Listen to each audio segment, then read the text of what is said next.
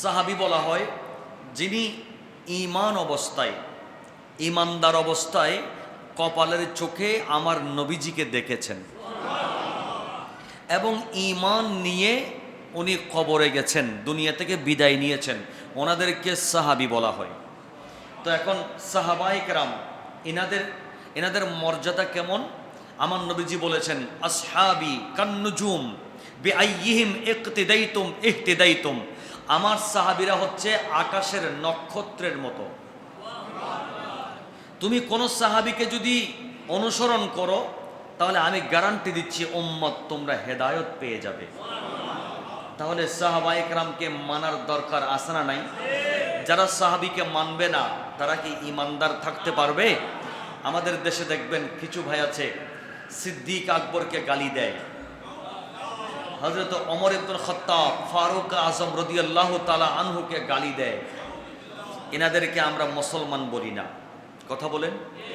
যে সিদ্দিক আকবরকে গালি দিবে, যে ফারুক আজমকে গালি দিবে, সে কখনো মুসলমান হতে পারে না। আবার একটা দল আছে যারা মাওলা আলী শেরে খোদাকে গালি দেয়। আমরা ওই ধরনের কোনো ফেরকাকে মুসলমান মনে করি না, ওদেরকে আমরা ঈমানদার মনে করি না। কথা বলেন ঠিক কিনা? এখন আসেন, সাহাবায়ে কেরামকে ভালোবাসলে আমাদের জন্য কি আছে, আর সাহাবায়ে কেরামের প্রতি বিদ্বেষ রাখলে আমাদের জন্য কি খারাপ পরিণতি আছে, আমরা একটু হাদিস থেকে শুনি।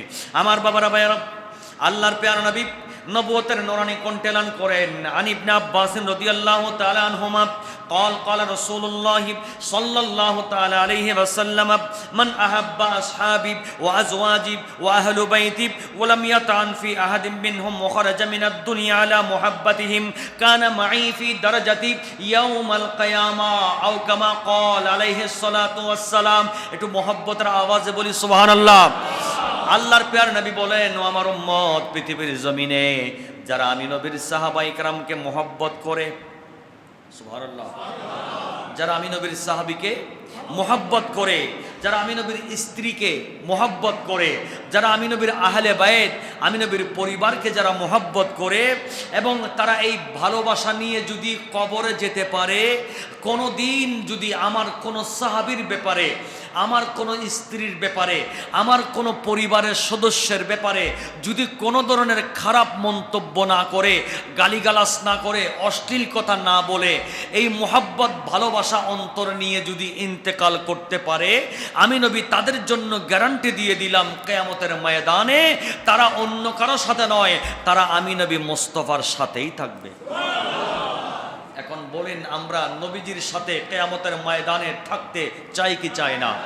তো নবীজির সাথে থাকতে চাইলে নবীজির সাহাবায়ে কেরামকে ভালোবাসতে হবে, নবীজির আজওয়াজ স্ত্রীগণকে ভালোবাসতে হবে, নবীজির আহলে বায়েত নবীর পরিবারকে ভালোবাসতে হবে। এই ভালোবাসার বিনিময়ে রাসূল আরবি সাল্লাল্লাহু আলাইহি ওয়াসাল্লাম বলেন, তোমরা আমার আওলাদকে ভালোবাসলে, আমার স্ত্রীদেরকে ভালোবাসলে, আমার সাহাবীদেরকে ভালোবাসলে, কিয়ামতের ময়দানে তোমরা আমি নবীর সাথেই থাকবা। আসুন আমরা প্রত্যেকে নবীর সাথে থাকার ব্যবস্থা করি।